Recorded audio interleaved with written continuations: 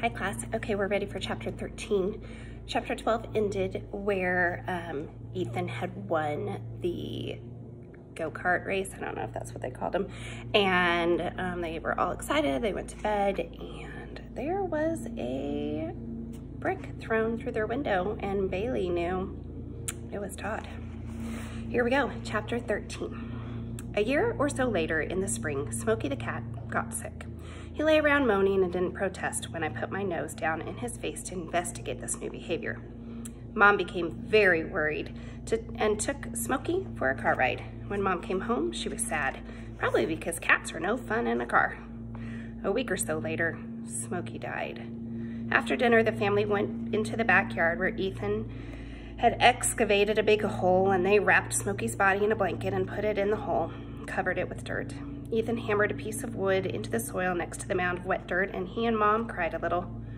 I nuzzled them both to remind them that there was really no need to grieve, since I was okay and really a much better pet than Smokey ever was. The next day, after Mom and the boy left for school, I went out into the yard and dug Smokey back up, figuring they couldn't have meant to bury a perfectly good dead cat. That summer, we didn't go to the farm at all. Ethan and some friends in the neighborhood would get up every day and go to people's houses and cut grass with loud lawnmowers. The boy would take me along with him, but always tied me to a tree. I loved the smell of the newly cut grass, but I did not care for the lawn mowing in general. I felt this activity was somehow involved in us not visiting the farm. Grandpa and Grandma did drive in for a week, but it wasn't nearly as much fun, especially when Dad and Grandpa exchanged some harsh words when they were alone in the backyard peeling husks off of corn. I felt the anger in both of them and wondered if it was a reaction to the fact that the corn husks were inedible, something I verified by both smelling and chewing. After that day, Dad and Grandpa were very uneasy in each other's company. When school started again, several things were different. The boy no longer went to Chelsea's house when he got home. In fact, he usually was the last one to arrive, smelling of dirt, grass, and sweat as he raced up the driveway after a car dropped him off in the street. And some nights would go on a car ride to what I came to understand was a football field, where I would sit on a leash at the end of a long yard next to Mom, and people would yell and scream for no reason. Boys wrestled and threw a ball to each other, sometimes running down close to where I was standing and other times playing all the way at the far end of the big yard. I could smell Ethan in the group of boys sometimes. It was a little frustrating just to sit there and not go out and enhance the game. At home, I'd learned to get my mouth around a football. One time, I was playing with the boy and I bit too hard and the football collapsed until it was a saggy flat wad of leather, sort of like the flip. After that, Ethan didn't want me chewing on footballs, but I was still allowed to play with them as long as I was careful. Mom didn't know this and held me tight by the leash. I knew if she would just let me go get the football, the boys would have a lot more fun chasing me than each other because I was faster than any of them. Chelsea's puppy, Duchess, grew up and we became good friends. Once I demonstrated to her how she was to behave around me. One day when the gate was open, I trotted over to see her and she was wearing a plastic cone around her neck and seemed very out of sorts. She thumped her tail a little when she saw me outside her cage, but she didn't bother to get up. The sight made me uneasy. I hope no one was planning to put one of those things on me again. When it snowed, Ethan and I played with sleds, and when the snow melted, we played with bouncy balls. A couple of times, the boy pulled the flip out of the closet and stared at it while I glanced away in dread. He'd hold it up and look it over, feeling its heft, and then put it away with a sigh. That summer was another one without the farm visit, and once again the boy cut the grass with his friends. I would have thought he'd gotten it out of his system, but apparently he still enjoyed it. That year, Dad left for several days, and while he was gone, Grandma and Grandpa visited. Their car smelled like Flair and hay and the pond, and I stood and sniffed it for several minutes and raised my legs on the tires. "My goodness, you're such a big boy," Grandma told Ethan.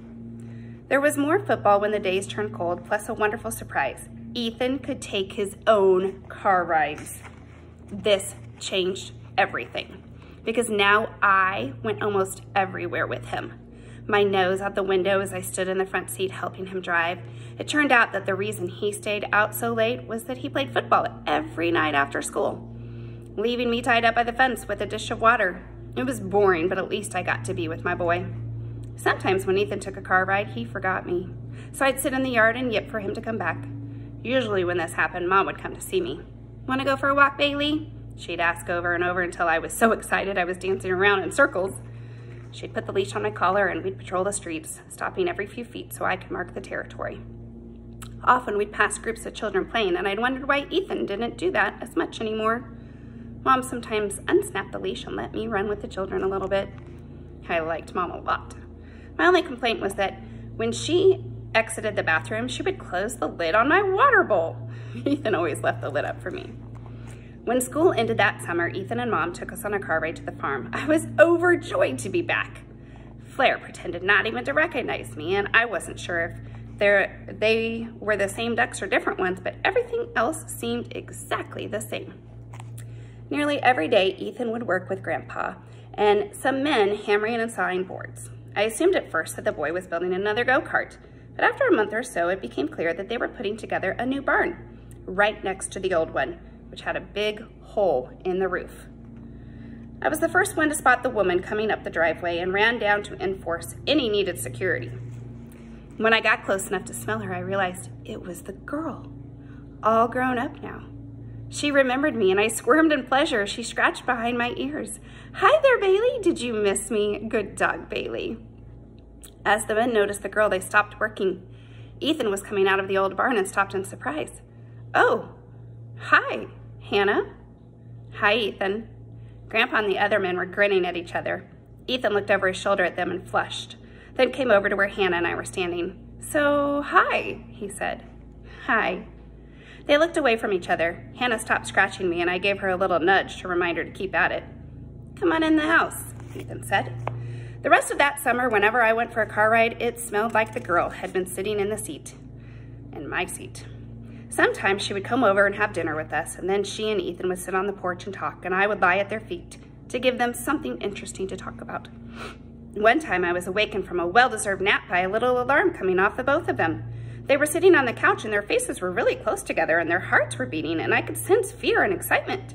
It sounded a little like they were eating, but I couldn't smell any food. Not sure what was happening, I climbed up on the couch and forced my nose into the place where their heads were together, and they both burst out laughing at me. The day Mom and Ethan drove back home from school, the smell of paint from the new barn was in the air, and the girl came over and she and Ethan went down to the dock and sat with their feet in the water and talked. The girl cried, and they hugged a lot, and didn't throw sticks or do anything people normally do at a pond. So I wasn't quite sure what was going on. There was more hugging at the car, and then we drove away, Ethan honking. Things were different at home. For one thing, Dad had his own room now, with a new bed in it. He shared the bathroom with Ethan, and frankly, I didn't like to go in there after Dad had been in there. For another, when Ethan wasn't playing football with his friends, he spent a lot of time in his room talking on the phone. He said the name Hannah often during these calls. The leaves were falling from the trees on the day Ethan took me for a car ride to a place with big silver school buses full of people, and there, coming off one of them, was the girl. I don't know who was more happy to see her, me or the boy. I wanted to play with her, but all he wanted to do was hug. I was so excited at this development, I didn't mind that I was automatically a backseat dog for the return trip. Coach says there will be scouts from U of M and Michigan State tonight to see me, Hannah, the boy said. I understood the word Hannah, of course, but I also picked up a surge of fear and excitement from the boy. From Hannah, there was happiness and pride. I looked out the window to see if I could figure out what was going on, but didn't see anything unusual. That night, I was proud to stand with Hannah while Ethan played football with his friends. I felt fairly certain she had never been to such a place as wonderful as the big yard, and I led her over to where Mom usually took me and showed Hannah where to sit. We'd only been there a little while when Todd came walking up. I hadn't seen much of Todd lately, though his sister Linda still rode up and down the street on a bicycle all the time. "Hi, Bailey," he said to me, really friendly, but there was still something very wrong about him, and I just sniffed at his hand when he offered it to me. "Do you know Bailey?" the girl asked. I wagged at the mention of my name. "Oh, we're old pals, aren't we, boy? Good dog." I did not need to be called a good dog by someone like Todd. "You don't go to school here, do you? Do you go to East?" Todd asked. "No, I'm just visiting Ethan's family." "What are you, a cousin or something?" The people in the crowd all shouted, and I jerked my head around, but there was nothing happening but more wrestling. It fooled me every time they did that. No, just a friend. So you want a party? Todd asked her. Sorry? Want a party? Some of us are getting together. This game's going nowhere. No, I'd better wait for Ethan. I cocked my head at the girl. I could sense her getting anxious for some reason, and I could feel Todd's anger building inside of him, like it always did. Ethan! Todd turned and spat in the grass. So are you two a couple or what? Well, because you should know he's pretty much going out with Michelle Underwood. What? Yeah, like everybody knows it. Oh. Yeah, so if you're thinking, you know, him and you, that's not going to happen. Todd moved closer to the girl, and when she stiffened, I saw that his hand was touching her shoulder. Her rising tension brought me back to my feet. Todd looked down at me, and we locked eyes, and I felt the fur lifting on the back of my neck. Almost involuntarily, a low growl emerged from deep in my throat. Bailey, the girl leaped to her feet. What's the matter? Yeah, Bailey, it's me, your pal. He turned to the girl. I'm Todd, by the way. I'm Hannah. Why don't you tie up that dog and come with me? It'll be fun.